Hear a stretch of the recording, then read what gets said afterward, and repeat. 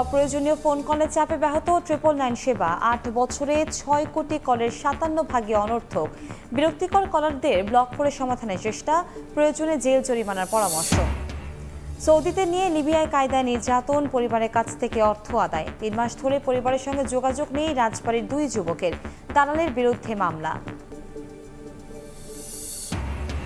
এবারে হজ মৌসুম ঘিরে সৌদি আরবের নজিরবিহীন নিরাপত্তা ব্যবস্থা গ্রহণ। অনুমতি ছাড়া মক্কায় ঢুকলেই গুনতে হবে বিশাল অঙ্কের জরিমানা, আছে বহিষ্কারাদেশের বিধানও। এবং কাশ্মীরে হামলায় ভারতীয় গোয়েন্দা সংস্থা র জড়িত, দাবি পাকিস্তানি সংবাদ মাধ্যমের। নয়াদিল্লির সামরিক দুঃসাহস শক্তভাবে মোকাবেলার ঘোষণা পাক সেনা প্রধানের।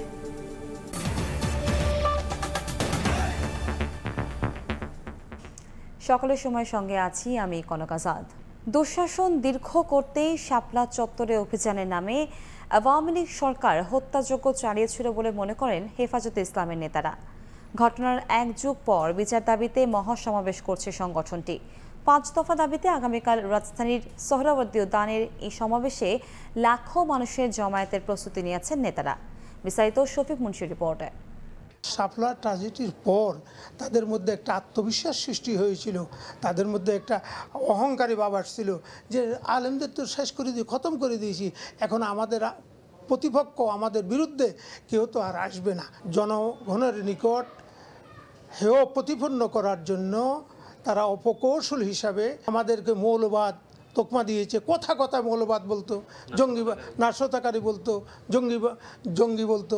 শাপলা চত্বরের এই মর্মান্তিক রক্তপাতের এই ঘটনাটাকে আড়াল করার জন্য তৎকালীন ক্ষমতাসীন সরকার সব ধরনের আয়োজন এবং সব ধরনের উদ্যোগ তারা গ্রহণ করেছে।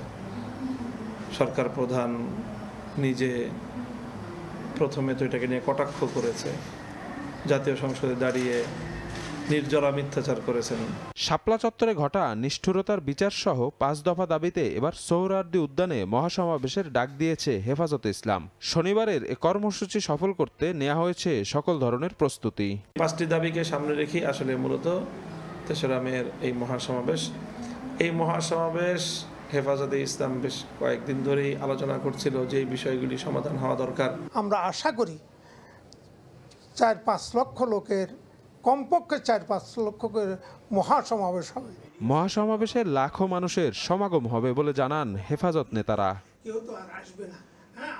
শফিক মুন্সি, সময় সংবাদ, ঢাকা। জনগণের নির্ভরতার প্রতীক হয়ে ওঠা জাতীয় জরুরি সেবা 999-এর নিরবিচ্ছিন্ন সেবার অন্যতম প্রতিবন্ধকতা অপ্রয়োজনীয় কল। প্রতিষ্ঠার 8 বছরে 999-এ আসা 6 কোটি 16 লাখের বেশি ফোন কলের মধ্যে 3 কোটি 47 লাখ কলই অপ্রয়োজনীয়, যা মোট কলের প্রায় 57%। দায়িত্বপ্রাপ্তরা বলছেন এতে ব্যাহত হচ্ছে স্বাভাবিক কার্যক্রম আর বঞ্চিত হচ্ছেন অনেক জরুরি সেবার প্রত্যাশী। এদিকে অপরাধ বিশ্লেষকরা বলছেন বিরক্তির মাত্রা বুঝে প্রচলিত আইনে অপ্রয়োজনীয় কলারদের জেল জরিমানা করা উচিত। জরুরি সেবা নিয়ে মাসুদুর রহমানের 2 পর্বের বিশেষ প্রতিবেদনের আজ থাকছে প্রথম পর্ব।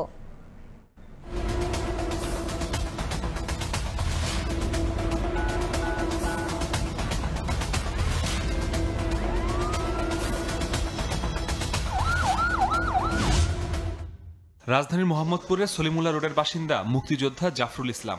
জাতীয় জরুরি সেবা 999 তার আস্থার জায়গা। গত 2 বছরে 5 থেকে 6 বার সেবা নিয়েছেন তিনি। এলাকায় দুপক্ষের সংঘর্ষ থামাতে, আগুন নেভাতে, চুরির ঘটনা জানাতে, এমনকি অ্যাম্বুলেন্স সেবাও নিয়েছেন তিনি। প্রতিবারই পাশে পেয়েছেন সেবা প্রদানকারীদের। আমাদের লাইনে একবার একটা গন্ডগোল হয়েছিল, পুলিশ আসছে, পুলিশের দেখালাম, তো পুলিশের সহযোগিতা করে সব ঠিকঠাক করে দিল, চলে গেল।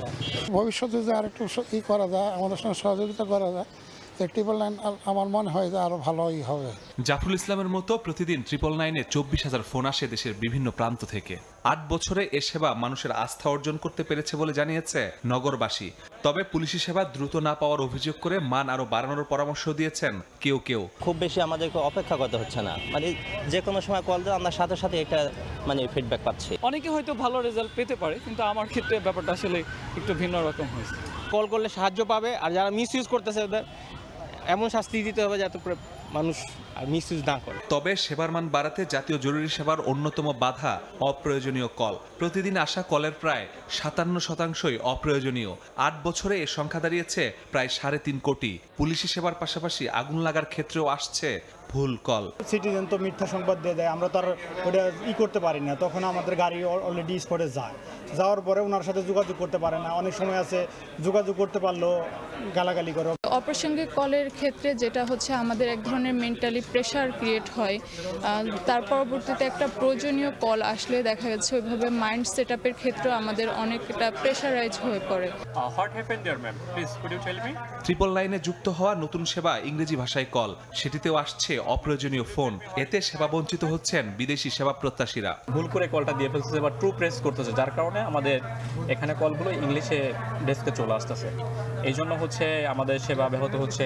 বিরক্তিকর কলারদের ব্লক করে সমস্যা সমাধানের চেষ্টা করা হচ্ছে বলে জানিয়েছেন জরুরি সেবার প্রধান কর্মকর্তা। পাশাপাশি 999-এ ফোনের পর পুলিশি সেবা না পাওয়ার বিষয়গুলো তদন্ত করে নেওয়া হচ্ছে ব্যবস্থা। অপ্রয়োজনীয় কল যখন আসে তখন দেখা যায় যে যিনি জরুরিভাবে সেবা চাচ্ছেন তিনি কিউতে চলে যান, তাকে অ্যাড্রেস করতে আমাদের সময় লাগে, ফলে তিনি এই সেবাটা থেকে বঞ্চিত হতে পারে। ইনকোয়ারিতে পড়েছে এই ধরনের অহরহ ঘটনা আছে যে আমাদের 999-এর ফোন পেয়েছে কিন্তু 999-কে রেসপন্স করেনি। অপরাধ বিশ্লেষকরা বলছেন টেলিযোগাযোগ আইনে অপ্রয়োজনীয় কলারদের সাজার বিধান আছে। বিরক্তির মাত্রা অনুযায়ী তাদের বিরুদ্ধে ব্যবস্থা নেওয়ার পরামর্শ তাদের। এইভাবে বিরক্ত করে কিংবা কোনো ধরনের অনাকাঙ্ক্ষিত অনভিপ্রেত কোনো প্রস্তাব উত্থাপন করে কিংবা এই কার্যক্রমের ক্ষেত্রে ব্যাঘাত সৃষ্টি করে, তাহলে তার জন্য কিন্তু শাস্তি এবং আর্থিক জরিমানা দুইটাই কিন্তু ব্যবস্থা আছে। প্রয়োজন হলে সেটাও করতে হবে। 999-এর মতো জায়গায় অপ্রয়োজনে ফোন না করে দায়িত্বশীল ভূমিকা পালনে জনগণের প্রতি আহ্বান জানিয়েছে জাতীয় জরুরি সেবা কর্তৃপক্ষ। মাসুদুর রহমান, সময় সংবাদ, ঢাকা। মাদারীপুরে অনুমোদন ছাড়াই বহুতল ভবন নির্মাণের হিড়িক পড়েছে।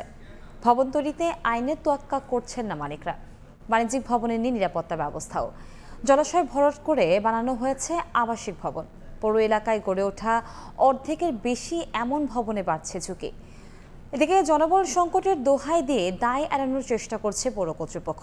আর চোখের সামনেই অনুমোদনবিহীন ভবন তৈরি হলেও খোঁড়া যুক্তিতে আটকে আছে ফায়ার সার্ভিস। বিস্তারিত জানাচ্ছেন সঞ্জয় কর্মকার অভিজিৎ, ছবি তুলেছেন শাহাদাত আকন। মাদারীপুর শহরের পুরান বাজার প্রধান সড়কের পাশেই গড়ে উঠেছে আব্দুর রাজ্জাক সুপার মার্কেট নামে 5তলা ভবন। অভিযোগ আছে অনুমতি ছাড়াই বাণিজ্যিক এই ভবনটি নির্মাণ করা হয়েছে। এখানে সারি সারি দোকান ও ব্যাংক বিমার অফিস থাকলেও নেই নিরাপত্তার ব্যবস্থা। আর অনুমতি না নিয়েই যুব মহিলা লীগ নেত্রী ফারজানা নাজনীন জলাশয় ভরাট করে নির্মাণ করেছেন অত্যাধুনিক বিলাসবহুল বাড়ি। যদিও এ ব্যাপারে ক্যামেরার সামনে কথা বলতে রাজি নন ভবন মালিকরা। স্থানীয় সরকার বিভাগের অবকাঠামো আইন না মেনেই মুচিবাড়ির মোড় এলাকায় একইভাবে গড়ে উঠেছে গোলাম নবীর মালিকানাধীন 5তলা ভবন। আবেদন করলেও অনুমতি মেলেনি বলে দাবি ভবন মালিকের।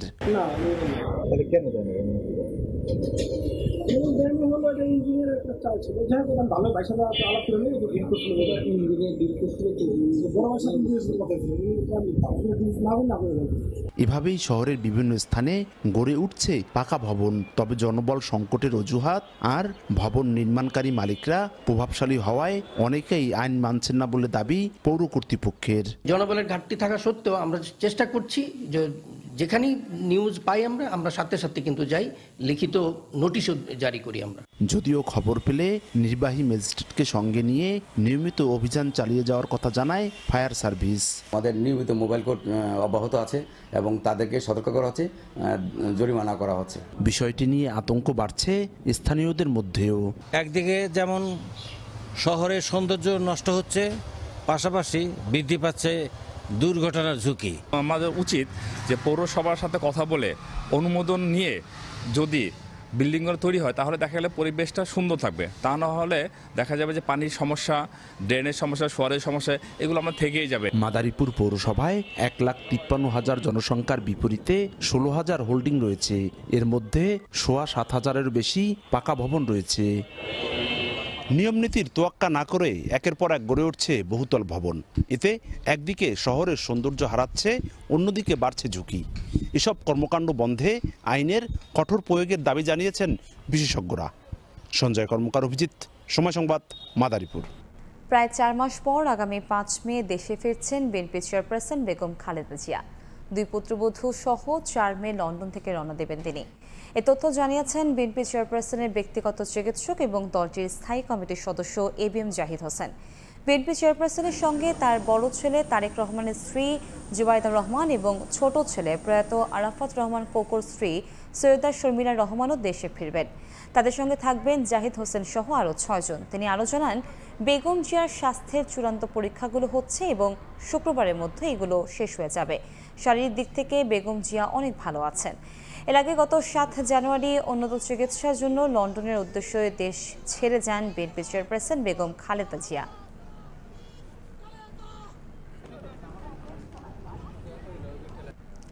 সৌদি আরবে এবারে 2025 হজ মৌসুমকে সামনে রেখে নেওয়া হয়েছে নজিরবিহীন নিরাপত্তা ব্যবস্থা। হজ পালনের ক্ষেত্রে অনুমতি ছাড়া কেউ মক্কা নগরীতে প্রবেশ করলে বা হজ পালনের চেষ্টা করলে গুনতে হবে বিশাল অঙ্কের জরিমানা, এমনকি হতে পারে বহিষ্কারও। সৌদি আরব থেকে আরিফুর রহমানের রিপোর্ট। 2025 সালের হজ মৌসুমে পবিত্র মক্কা নগরীতে অননুমোদিত প্রবেশ ও হজ পালনের চেষ্টার বিরুদ্ধে অন্যান্য বারের চেয়ে সবচেয়ে বেশি কঠোর অবস্থানে সৌদি আরব। 1 জিলকদ অর্থাৎ 29 এপ্রিল থেকে 14 জিলহজ অর্থাৎ 10 জুন পর্যন্ত কার্যকর থাকবে নতুন বিধিনিষেধ। অনুমতিপত্র ছাড়া কেউ হজ পালনের চেষ্টা করলে সর্বোচ্চ 20,000 সৌদি রিয়াল জরিমানা গুনতে হবে। শুধু তাই নয়, যারা এই ধরনের কাজকে সহায়তা করবেন, যেমন ভিজিট ভিসা দিয়ে কাউকে পাঠানো, আশ্রয় বা পরিবহন সেবা দেবে, তাদেরকেও করা হবে 1 লাখ সৌদি রিয়াল জরিমানা। সৌদি নিরাপত্তা বিভাগ জানিয়েছে, একাধিক ব্যক্তিকে সহায়তাকারীর জন্য জরিমানার পরিমাণ অনুপাতে বাড়ানো হবে। এমনকি ব্যবহার করা যানবাহন যদি অভিযুক্ত ব্যক্তির মালিকানাধীন হয়, তাহলে সেটি জব্দ করা হবে। আরও কঠিন পদক্ষেপ নেওয়া হয়েছে বিদেশি বাসিন্দাদের ক্ষেত্রে। অনুমতিপত্র ছাড়া হজ করতে গিয়ে ধরা পড়লে নিজ দেশে ফেরত পাঠানোর পাশাপাশি 10 বছরের জন্য সৌদি আরব প্রবেশে দেওয়া হবে নিষেধাজ্ঞা। চলতি বছর হজের জন্য সৌদি নাগরিক এবং বৈধ মুসলিম প্রবাসীদের নিবন্ধন প্রক্রিয়া শুরু হয় ফেব্রুয়ারিতে। অনুমোদন ছাড়া কেউ হজ পালনের চেষ্টা করলে সেটিকে সরাসরি আইন লঙ্ঘন হিসেবে বিবেচনার কথা জানিয়েছে সৌদি সরকার। আরিফুর রহমান, সময় সংবাদ, সৌদি আরব। প্রতি বছরই নতুন নতুন ড্রেন নির্মাণ করছে শরীয়তপুর পৌর কর্তৃপক্ষ, অথচ এসব ড্রেন পরিষ্কার বা বর্জ্য অপসারণে নেই কোনো কার্যকর উদ্যোগ। এতে বর্ষায় শহরে জলাবদ্ধতার পাশাপাশি ডেঙ্গুর প্রকোপ বেড়ে যাওয়ার শঙ্কায় পৌরবাসীরা। অবশ্য ক্র্যাশ প্রোগ্রামের মাধ্যমে ড্রেন পরিষ্কার করার কথা জানিয়েছে পৌর কর্তৃপক্ষ। বিএম ইশরাফিলের তথ্য ছবি নিয়ে রিপোর্ট। ড্রেন থেকে ময়লার স্তূপ জমা হচ্ছে খালে, আর সে পথ ধরে হাঁটলেই দুর্গন্ধে নাকাল পথচারীরা। সঠিক বর্জ্য ব্যবস্থাপনা না থাকায় বেহাল দশা শরীয়তপুর পৌরসভার বাসিন্দাদের। তুলাশার, নিরালা, শান্তিনগর সহ বেশ কয়েকটি এলাকার বাসিন্দাদের ভোগান্তির আরেক কারণ ময়লার ড্রেন। 2023-24 অর্থ বছরে শরীয়তপুর পৌরসভায় নতুন সড়কের পাশাপাশি নতুন ড্রেন নির্মাণ হয় অন্তত 4 কিলোমিটার। পুরনো 10 কিলোমিটারের সঙ্গে নতুন 4 কিলোমিটার যুক্ত হয়। তবে এর মধ্যে 7 কিলোমিটার ড্রেন ভেঙে চুরে ব্যবহারের অনুপযোগী হয়ে পড়েছে। এতে পৌরসভার আবর্জনা আটকে যাচ্ছে ড্রেনে। একে তো পচা গন্ধ, তার উপর মশামাছির উপদ্রবে অতিষ্ঠ পৌরবাসী। মশামাছির উৎপাত বেড়েছে, এতে কিন্তু আগামীতে ডেঙ্গুর সংখ্যা বাড়বে বলে আমি মনে করি। যেই পরিমাণে ময়লা আবর্জনা এবং পলিথিন ফেলা রাখছে, সেই ক্ষেত্রে ড্রেনেজ ব্যবস্থা যেভাবে পানি নিষ্কাশন করার কথা বা যেভাবে পানি যাওয়ার কথা সেভাবে যাইতে পারতেছে না। আমরা বাচ্চা কাচ্চা নিয়ে এখান আসা যাওয়া করি, এই গন্ধটা আসে, সবার জন্যই ক্ষতিকর। এটা নিয়ে অনেক আবেদন করতেছি, কিন্তু আমাদের এই একটা কালভার্টও হচ্ছে না এবং কি ড্রেনটাও পরিষ্কার, খালটাও পরিষ্কার করতেছে না। পৌরবাসীর ভোগান্তি দূর করতে বর্ষা মৌসুমের আগেই ক্র্যাশ প্রোগ্রামের মাধ্যমে সব ড্রেন পরিষ্কার করার কথা জানালো পৌর কর্তৃপক্ষ। ক্র্যাশ প্রোগ্রামের মাধ্যমে প্রশাসক মহোদয় নির্দেশ দিয়েছেন, একটা ক্র্যাশ প্রোগ্রামের মাধ্যমে যে ড্রেনগুলো আছে সব ড্রেনগুলো আমরা পরিষ্কার করে যাতে বৃষ্টির পানি সচলভাবে চলতে পারে সেই ব্যবস্থা নেওয়া হবে শরীয়তপুর পৌরসভা থেকে। 24.75 বর্গ কিলোমিটার শরীয়তপুর পৌরসভায় প্রায় 1 লাখ মানুষের বসবাস। সময় সংবাদ, শরীয়তপুর। দীর্ঘদিন সংস্কার না করায় চলাচলের অনুপযোগী হয়ে পড়েছে কিশোরগঞ্জ করিমগঞ্জ সড়ক। শহরের একরামপুর থেকে সতাল পর্যন্ত 1.5 কিলোমিটার সড়ক জল কাদা একাকার, প্রায় ঘটছে ছোট বড় দুর্ঘটনা। পৌরসভার ড্রেনেজ ব্যবস্থা ভেঙে পড়ায় সমস্যার সমাধান করা যাচ্ছে না জানিয়েছে সড়ক ও জনপথ বিভাগ। নূর মোহাম্মদের তথ্য ও ছবিনের রিপোর্ট। রাস্তার মাঝখানে বড় বড় গর্ত, হাঁটু পরিমাণ পানি জমে আছে সড়ক জুড়ে। রাস্তার দুই পাশের ড্রেন উপচে ময়লা পানি জমেছে সড়কের মাঝখানে। এমন পরিস্থিতিতে ব্যস্ততম এই সড়কে ঝুঁকি নিয়ে চলাচল করতে হচ্ছে। কিশোরগঞ্জ থেকে করিমগঞ্জ উপজেলার চামড়াঘাট পর্যন্ত 20 কিলোমিটার সড়কের বেশিরভাগই চলাচলের অযোগ্য। বিশেষ করে শহরের একরামপুর থেকে সতাল পর্যন্ত প্রায় 1.5 কিলোমিটার সড়কে যানবাহন তো দূরের কথা, পায়ে হেঁটে চলারও উপায় নেই। চামড়া বন্দর হয়ে জেলা সদরের সঙ্গে হাওড়বাসীর যোগাযোগের একমাত্র সড়কের বেহাল দশায় বিপাকে স্থানীয়রা। কষ্টের সীমানা, এটা বাসায় প্রকাশ করা যাবে না। 1-2 বছর যাবত চলার একদম অনুপযোগী হয়ে গেছে। অনেক কোমলমতি স্কুল পড়ুয়া শিক্ষার্থী তারা যাইতে পারে না, তারা হাঁটাই গেলেও জুতাগুলা কাদাতে একেবারে বইরা যা। সরকারের কাছে আমাদের দাবি যে অতি দ্রুত রাস্তাটা মেরামত করা দরকার, না হলে জনদুর্ভোগ আরো বেশি বেড়ে যাবে। সড়ক ও জনপথ বিভাগ জানায় কিশোরগঞ্জ করিমগঞ্জ চামড়া বন্দর সড়কটি মহাসড়কে উন্নীতকরণের কাজ চলছে, কিন্তু প্রকল্পের দীর্ঘসূত্রিতায় মানুষকে চরম দুর্ভোগ পোহাতে হচ্ছে। পৌরসভার ড্রেনেজ ব্যবস্থা অকেজু হয়ে পড়ায় একরামপুর সতাল অংশের পানি নিষ্কাশন করা সম্ভব হচ্ছে না। পানির আউটলেট দিয়েছে, সেটা বিভিন্ন জায়গায় বন্ধ হয়ে গিয়েছে। আমরা এই বিষয়ে পৌরসভার সহযোগিতা চেয়েছি, আমরা নিজেরাও কাজ করছি যেন পানিটা বের করে দেওয়া যায়। 2019 সালের 30 অক্টোবর 731 কোটি 31 লাখ টাকা ব্যয়ে 8 কিলোমিটার বাইপাস সড়ক নির্মাণ সহ কিশোরগঞ্জ করিমগঞ্জ চামড়া বন্দর জেলা মহাসড়ক উন্নীতকরণ প্রকল্পের কাজ শুরু হয়, কিন্তু নির্ধারিত সময়ে নির্মাণ কাজ শেষ না হওয়ায় মেয়াদ বাড়ানো হয় দ্বিতীয় দফায়। সময় সংবাদ, কিশোরগঞ্জ। আলু উৎপাদনের অন্যতম শীর্ষ জেলা মুন্সিগঞ্জে এবছর প্রায় 5 লাখ মেট্রিক টন আলু হিমাগারের বাইরে। তাই অহিমায়িত ঘরে আলু সংরক্ষণের কদর বেড়েছে।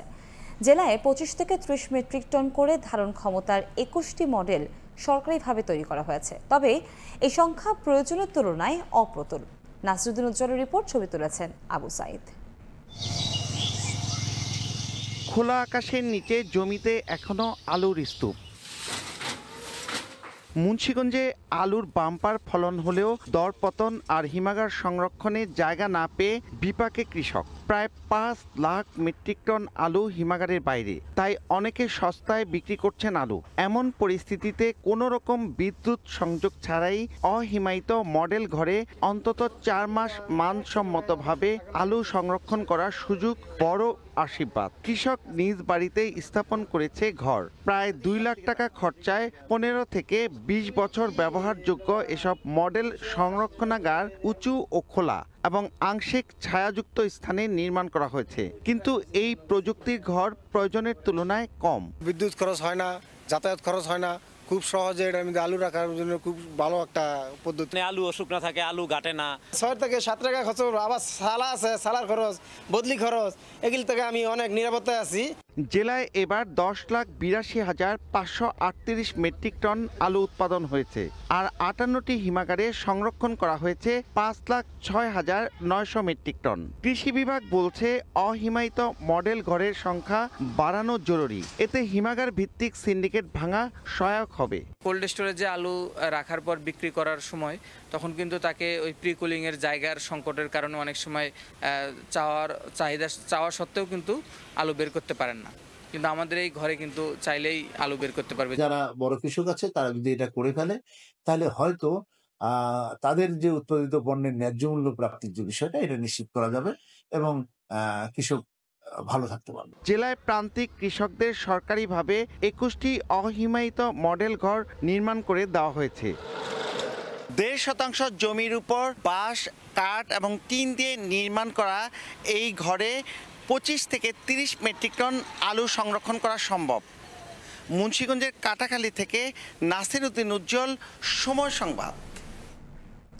আমেরিকা জাপানের আম চাষ হচ্ছে ফরিদপুরে। ফলন হয়েছে ভালো, দেখতে সুন্দর ও খেতে সুস্বাদু হওয়ায় রয়েছে ব্যাপক চাহিদা। এদিকে দামও পাচ্ছেন ভালো। জেলায় বাণিজ্যিকভাবে বিদেশি জাতের আমের বাগান বাড়ছে বলে জানান স্থানীয় কৃষি কর্মকর্তা। শিকদার সজনের পাঠানো তথ্য ও ছবি নিয়ে রিপোর্ট।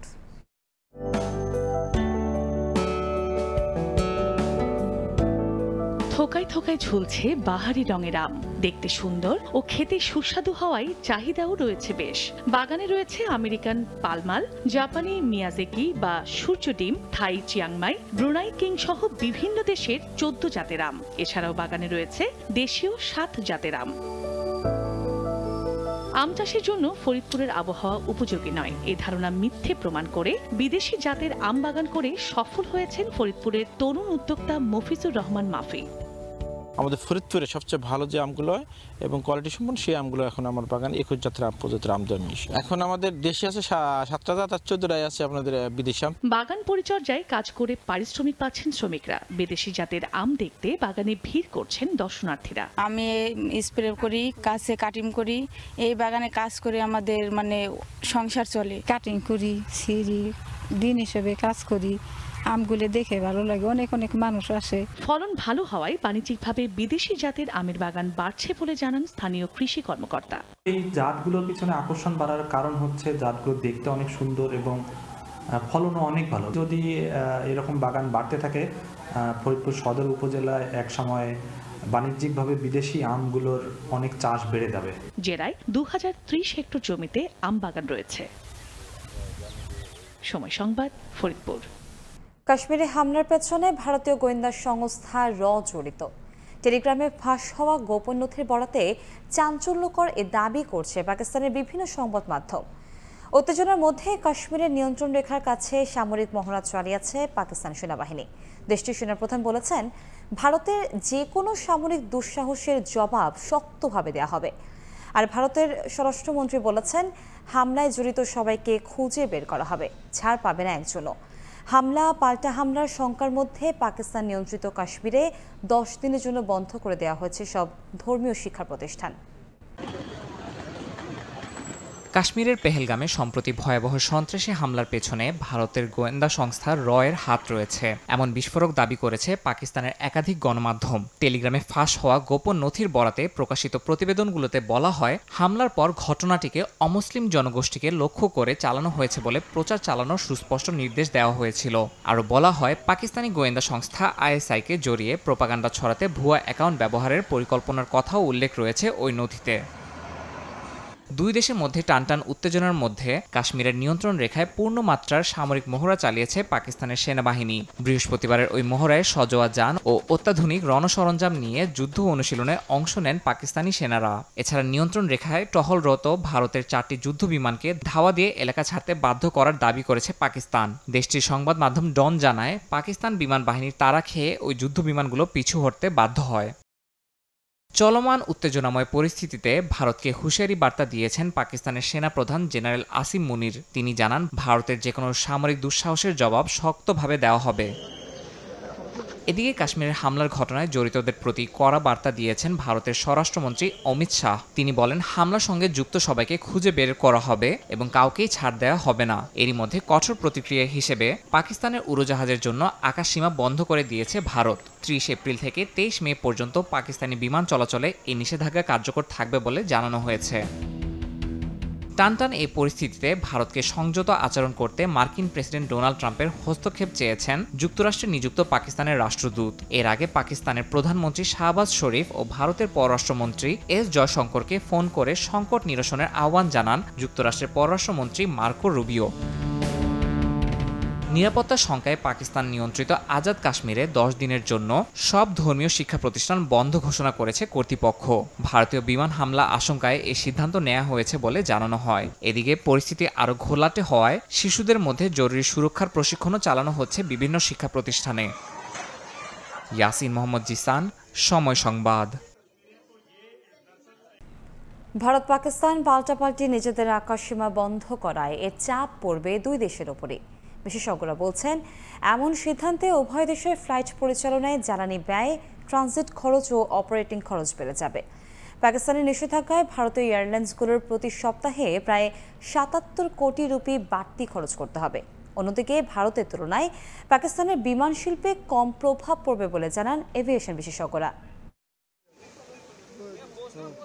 গেল ২২ এপ্রিল ভারত নিয়ন্ত্রিত কাশ্মীরের পেহেলগামে পর্যটকদের ওপর বন্দুকধারীদের হামলার পর ভারত পাকিস্তানের মধ্যে টানাপোড়েন চলছে। ওই হামলায় পাকিস্তানের মদদের অভিযোগ আনে ভারত, আর তা অস্বীকার করেছে পাকিস্তান। সীমান্তে দুই দেশের সেনাদের মধ্যেও গুলি বিনিময়ের ঘটনা ঘটেছে। পাল্টাপাল্টি বিভিন্ন পদক্ষেপের মধ্যেই ভারতের বিমান পরিবহন সংস্থাগুলোর জন্য আকাশসীমা বন্ধ করে দেয় পাকিস্তান। এ পদক্ষেপের এক সপ্তাহের মাথায় পাকিস্তানের উড়োজাহাজগুলোর জন্য একই নিষেধাজ্ঞা দিয়েছে ভারত। বুধবার ভারত সরকারের এক নোটিশে বলা হয়েছে ৩০ এপ্রিল থেকে ২৩ মে পর্যন্ত পাকিস্তানি উড়োজাহাজের জন্য এই নিষেধাজ্ঞা কার্যকর থাকবে। পাকিস্তান ভারতের পাল্টাপাল্টি আকাশসীমা বন্ধে কার কি ক্ষতি হতে পারে, এমন প্রশ্ন ঘুরপাক খাচ্ছে সাধারণ মানুষের মাঝে। এভিয়েশন বিশেষজ্ঞরা বলছেন, পাকিস্তান আকাশসীমা বন্ধ করে দেওয়ার কারণে শত শত ভারতীয় ফ্লাইট চলাচল বিঘ্নিত হচ্ছে। এতে ভারতীয় এয়ারলাইন্সের ফ্লাইট পরিচালনায় জ্বালানি এবং ট্রানজিট খরচ উভয়ই বেড়ে যাবে। সেই সঙ্গে লম্বা পথের ফ্লাইটগুলোতে জ্বালানি নিতে মাঝ পথে থামতে হবে, যা ফ্লাইট পরিচালনায় খরচ আরও বাড়িয়ে দেবে। এমনটা চলতে থাকলে ভারতীয় এয়ারলাইন্সগুলোর প্রতি সপ্তাহে প্রায় ৭৭ কোটি রুপি বাড়তি খরচ করতে হতে পারে বলে জানিয়েছেন বিশেষজ্ঞরা। মাস প্রতি তা ছাড়াতে পারে ৩০৭ কোটি রুপি, আর ফ্লাইট প্রতি অতিরিক্ত খরচ হতে পারে ১৩৫০ থেকে $৩,০০০। অবশ্য এমন সিদ্ধান্তে পাকিস্তানের নিজের হাতছাড়া হচ্ছে ওভারফ্লাইট ফি।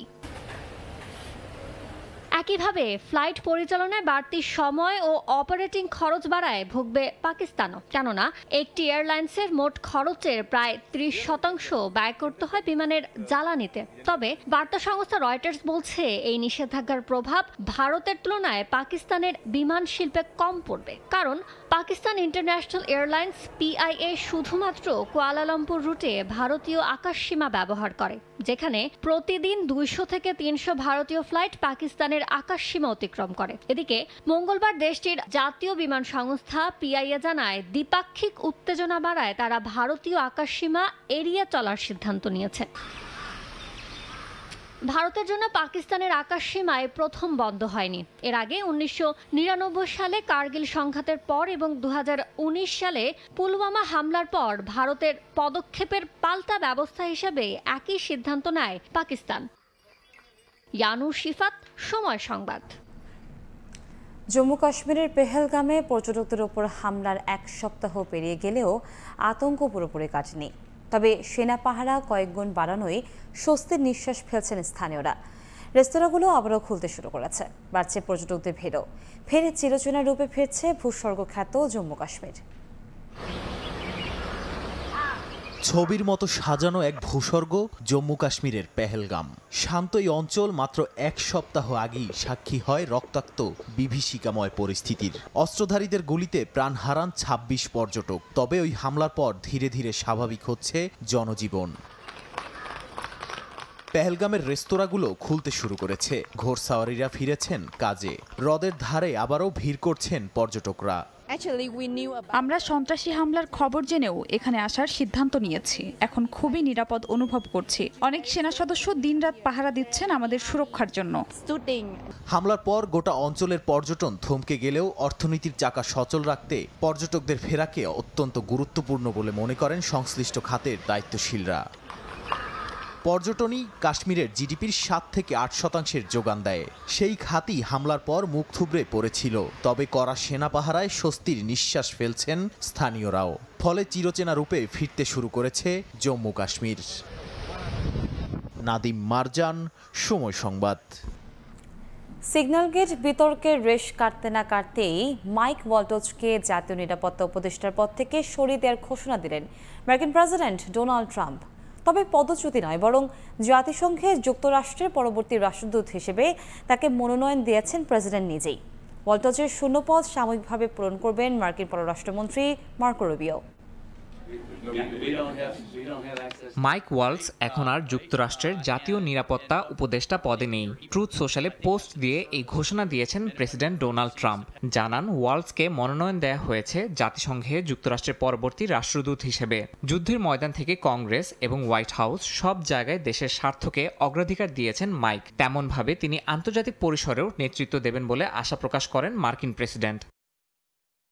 সিগন্যাল গেট বিতর্কের পর থেকেই ওয়ালসের পদ নিয়ে প্রশ্ন উঠছিল। তিনি মার্চ মাসে একটি সিগন্যাল গ্রুপ চ্যাট তৈরি করেন যেখানে ইয়েমেনের হাউথিদের ওপর হামলার পরিকল্পনা চলছিল। ভুলবশত সেই গোপন চ্যাটে যুক্ত হয়ে যান সাংবাদিক জেফ্রি গোল্ডবার্গ। পরে সেই গ্রুপ চ্যাটের কথাবার্তা ফাঁস হলে শুরু হয় তোলপাড়। যদিও ট্রাম্প প্রশাসন জানায় সেখানে গোপন কোনো নথি ছিল না, তবে ওয়ালসের ভূমিকাকে কেন্দ্র করে তৈরি হয়েছিল প্রবল বিতর্ক। সংবাদ মাধ্যমে একে সিগন্যাল গেট নাম দেয়, যা জাতীয় নিরাপত্তাকে প্রশ্নবিদ্ধ করে। সেই সময় থেকেই তার দায়িত্ব নিয়ে সমালোচনা শুরু হয়। বিশ্লেষকদের মতে ওয়ালসের সম্মান রক্ষায় পদচ্যুতি না দেখিয়ে তাকে কূটনৈতিক দায়িত্বে পাঠানো হয়েছে। ওয়ালসের শূন্য পদ সাময়িকভাবে পূরণ করবেন বর্তমান পররাষ্ট্রমন্ত্রী মার্কো রুবিও। তিনি 2 দফতরের কাজ একসঙ্গে সামলাবেন বলে জানিয়েছেন ট্রাম্প। বিশেষজ্ঞদের মতে এই সিদ্ধান্তের মাধ্যমে ট্রাম্প প্রশাসন একদিকে নতুন আস্থা প্রকাশ করছে, অন্যদিকে পূর্বের সমালোচনাও সামাল দিতে চাচ্ছে। ইয়াসিন মোহাম্মদ জিসান, সময় সংবাদ। জার্মানিতেও নানা কর্মসূচির মধ্য দিয়ে পালিত হয়েছে মহান মে দিবস। বৃহস্পতিবার দেশের রাজধানী বার্লিন সহ বড় বড় শহরে সমাবেশে অংশ নেন হাজার হাজার মানুষ। সড়কে জ্বালাও পোড়াও ও পুলিশের ওপর বোতল নিক্ষেপের অভিযোগে আটক হন বেশ কয়েকজন। জার্মানি থেকে বিটু বড়ুয়া রিপোর্ট। সাধারণ মানুষের অধিকার প্রতিষ্ঠা এবং গাজায় ইসরায়েলি গণহত্যা বন্ধের দাবিতে সোচ্চার হওয়ার অঙ্গীকার নিয়ে জার্মানি জুড়ে পালিত হয়েছে মহান মে দিবস। বৃহস্পতিবার Berlin, Hamburg, Düsseldorf, Stuttgart, Gelsenkirchen, Dortmund, Frankfurt ও ব্রেমেন সহ গুরুত্বপূর্ণ শহরের বিভিন্ন সড়কে বিক্ষোভ সমাবেশ অনুষ্ঠিত হয়। বার্লিন সহ বেশ কয়েকটি শহরে বিক্ষোভকারীদের সঙ্গে পুলিশের কয়েক দফা সংঘর্ষের ঘটনা ঘটে। জ্বালাও পোড়াও, ধাওয়া পাল্টা ধাওয়া সহ নিষিদ্ধ আতশবাজি পোড়ানো ও পুলিশকে লক্ষ্য করে পাথর ও বোতল নিক্ষেপ সহ নানা ঘটনা ঘটে। পরিস্থিতি নিয়ন্ত্রণে লাঠিচার্জ করে আইন শৃঙ্খলা বাহিনী। এ সময় বেশ কয়েকজন আন্দোলনকারীকে আটক করা হয়। সংঘর্ষে আহত হন বেশ কয়েকজন পুলিশ সদস্যও। বিক্ষোভকারীরা বলেন, বিশ্বব্যাপী শ্রমিকদের ন্যায্য মজুরি, নারী পুরুষের শ্রমের সমান মূল্য নির্ধারণ ও অধিকার সমুন্নত রাখতে রাস্তায় নেমেছেন তারা। অন্যদের মতো আমিও আজ সমাবেশে অংশ নিয়েছি গোটা বিশ্বের অনিয়ম আর অন্যায়ের প্রতিবাদ জানাতে। দিন শেষে আমরা সংঘাত নয়, শান্তি চাই। মে দিবসের এই কামনা। অবিলম্বে যুদ্ধ বন্ধ করে পৃথিবীতে শান্তি প্রতিষ্ঠায় সারা বিশ্বকে সোচ্চার হওয়ার আহ্বান জানান বিক্ষোভকারীরা। জার্মানি থেকে বিটু বড়ুয়া, সময় সংবাদ। চট্টগ্রামে নতুন ভেন্যু পেয়েছে বিসিবি। ইনডোর জিমনেশিয়াম আর তৈরি উইকেটের এই স্পোর্টস কমপ্লেক্সে অনুশীলন ছাড়াও আয়োজন করা যাবে ঘরোয়া বয়সভিত্তিক আর নারী ক্রিকেট। চট্টগ্রাম বন্দর কর্তৃপক্ষের কাছ থেকে লম্বা সময়ের জন্য এই মাঠ বুঝে নেবে বিসিবি, যার মাধ্যমে আন্তর্জাতিক আর বিপিএল এর অনুশীলনের জন্য দারুণ এক সম্ভাবনাময় খাত তৈরি হবে বন্দরনগরীতে। চট্টগ্রাম থেকে সাব্বির মিথুনের প্রতিবেদন। চিত্রটা সবশেষ বিপিএলের সংকুচিত জায়গায় ভিড়ের মাঝেই চলে একাধিক দলের অনুশীলন। দু একটি দল বিকল্প বেছে নিত জেলা স্টেডিয়ামকে। রাজনৈতিক পট পরিবর্তনের পর যা এখন একান্তই ফুটবলের। তবে এই সংকট কাটতে যাচ্ছে দ্রুতই। শহরের প্রাণকেন্দ্রেই দারুণ এক বিকল্প ভেন্যু খুঁজে পেয়েছে বিসিবি, যেখানে শুধু অনুশীলনই নয়, ঘরোয়া বয়সভিত্তিক বা নারী দলের ম্যাচ আয়োজনও সম্ভব। বিসিবির এই মাঠ দেখতে এসে দেখা পাওয়া গেল যুব বিশ্বকাপ জয়ী ক্রিকেটার শাহাদাত দীপুর। 6 টেস্ট খেলা এই তরুণের অনুশীলন চলছে শহীদ ইঞ্জিনিয়ার শামসুজ্জামান স্টেডিয়ামে। এই মাঠটা যদি নিতে পারে আমাদের ক্রিকেটের জন্য অনেক ভালো একটা ফ্যাসিলিটিস তৈরি হবে। আমি ফিল করি যেহেতু আমি 1-2 দিন এখানে প্র্যাকটিস করছি, ইনডোর আছে, অনেক বড় একটা মাঠ আছে। যদি মাঠে কাজ করা যায়, মাঠটাও ভালোভাবে রেডি করা যাবে এবং উইকেটটাও মোটামুটি ভালোভাবে রেডি করার মতো পসিবিলিটি আছে। 3টি সেন্ট্রাল উইকেট, 6টা নেট, আধুনিক ইনডোর কিংবা জিম সবই আছে চট্টগ্রাম বন্দর কর্তৃপক্ষের মালিকানাধীন এই স্পোর্টস কমপ্লেক্সে। লম্বা সময়ের জন্য এটা পেতে চায় বিসিবি। এরই মধ্যে সরেজমিনে এই মাঠ দেখে গেছে বিসিবি। আনুষ্ঠানিক চুক্তির পর খুব দ্রুতই শুরু হবে সংস্কার আর নির্মাণ কাজ। বসবে ড্রেসিং রুম, উঁচু করা হবে আউটফিল্ড, বিশেষজ্ঞদের পরামর্শে যুক্ত হবে আধুনিক সুযোগ সুবিধা। তাদের থেকে ইতিবাচক সাড়া পেয়েছি। আমরা এটাকে কাজে লাগাতে পারলে আমাদের পক্ষ থেকে দ্রুত যদি পদক্ষেপ নিতে পারি, সামনে যে বিপিএল সেখানে প্র্যাকটিসের ব্যাপার আছে, আর বিশেষ করে ঘরোয়া ক্রিকেট লিগের মাঠের অভাবে যেন লিগ হয়নি একথা শুনতে না হয়। প্রেস বক্স, মিডিয়া ভবন সহ এই মাঠে রয়েছে গ্যালারির ব্যবস্থাও। বন্দরনগরী চট্টগ্রামের ক্রিকেটকে বাঁচিয়ে রাখতে এই মাঠ হতে পারে দারুণ একটা অপশন। বিসিবিও চিন্তা করছে, তবে এখন দেখার বিষয় কবে নাগাদ এই মাঠের মাধ্যমে উপকৃত হতে পারে দেশের ক্রিকেট। চট্টগ্রাম থেকে সাব্বির মিথুন, সময় সংবাদ। বিদেশি ফ্র্যাঞ্চাইজি লিগে অভিষেকের অপেক্ষায় নাহিদ রানা। আজ পাকিস্তান সুপার লিগে প্রথমবারের মতো মাঠে নামতে পারেন বাংলাদেশি পেসার। পেশোয়ার জালমির হয়ে মাঠ মাতাতে প্রস্তুত টাইগার স্পিড স্টার। লাহোরে রানা বাবরদের প্রতিপক্ষ ইসলামাবাদ ইউনাইটেড। এবারের পাকিস্তান সুপার লিগের মধ্য দিয়ে রিশাদ হোসেন ও নাহিদ রানা এই দুই বাংলাদেশি ক্রিকেটারেরই প্রথম কোনো বিদেশি ফ্র্যাঞ্চাইজি টুর্নামেন্টে অংশগ্রহণের অভিজ্ঞতা হচ্ছে। রিশাদের অভিষেক হয়েছিল রঙিন। প্রথম 3 ম্যাচে 8 উইকেট নিয়ে পিএসএলে ব্যাটারদের জন্য রীতিমতো আতঙ্ক হয়ে উঠেছিলেন টাইগার লেগ স্পিনার। তবে এরপরই ছন্দপতন। খরুচে বোলিংয়ে বাদ পড়েন লাহোর কালান্দার্সের একাদশ থেকে। তাই এ কদিন খানিকটা হতাশায় কেটেছে বাংলাদেশি দর্শকদের। তবে আবারও পিএসএল উপভোগের সময় এসেছে তাদের। অভিষেকের অপেক্ষায় tiger pace sensation Nahid Rana. Nahid কতটা ভয়ঙ্কর তা পাকিস্তানিরা ভালোভাবেই জানে। নিজেদের মাটিতে বাংলাদেশের বিপক্ষে তারা যে প্রথমবারের মতো টেস্টে হোয়াইট ওয়াশ হয়েছিল, ওই সিরিজে অগ্নিঝরা বোলিং করেছিলেন তিনি। প্রথম বাংলাদেশি হিসেবে ঘন্টায় 150 কিলোমিটার গতিতে বোলিংয়ের রেকর্ডটা রানা গড়েছিলেন পাকিস্তানের মাটিতেই। এবার মঞ্চ ভিন্ন, তবে বল হাতে গোলা ছোড়ার ক্ষুধা একই রকম। পেশোয়ার জালমির জার্সিতে মাঠ মাতাতে প্রস্তুত টাইগার ফাস্ট বোলার। 6 ম্যাচে মাত্র 2 জয় পাওয়া দলকে ট্র্যাকে ফেরাতে অধিনায়ক বাবর আজমের তুরুপের তাস হয়ে উঠতে পারেন লাল সবুজ ইয়াংস্টার।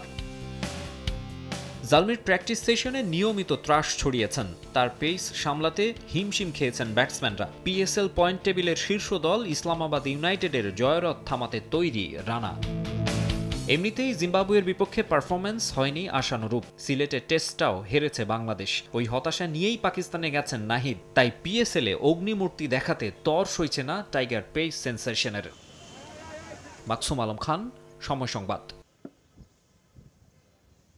পাসপোর্ট হাতে পাওয়ার আগেই বাংলাদেশ জাতীয় দলের হয়ে খেলতে কানাডা সকার অ্যাসোসিয়েশনের ছাড়পত্র পেয়েছেন সামিত সোম, যা হাতে পেয়েছে বাংলাদেশ ফুটবল ফেডারেশন।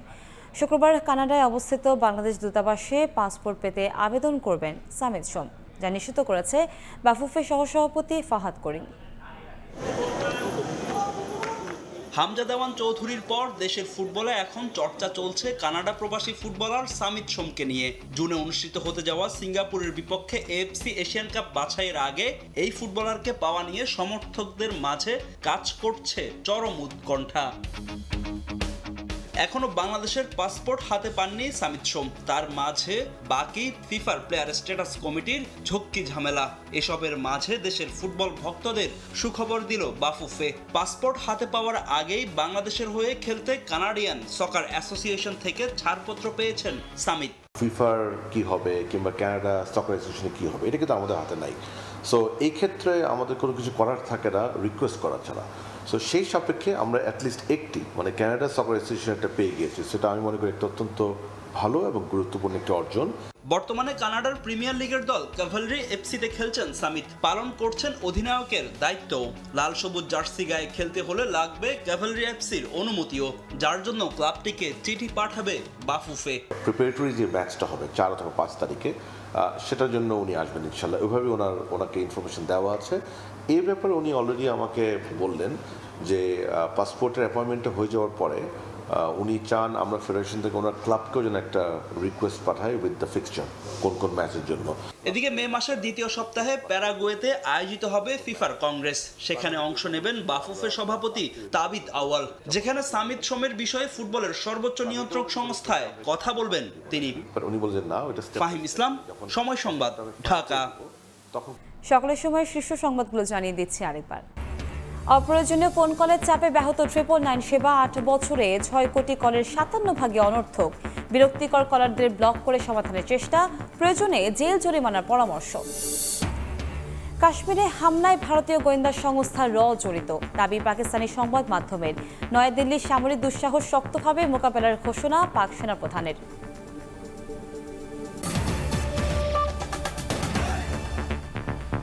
এ ছিল সকালের সময়, সঙ্গেই থাকুন সময়ের।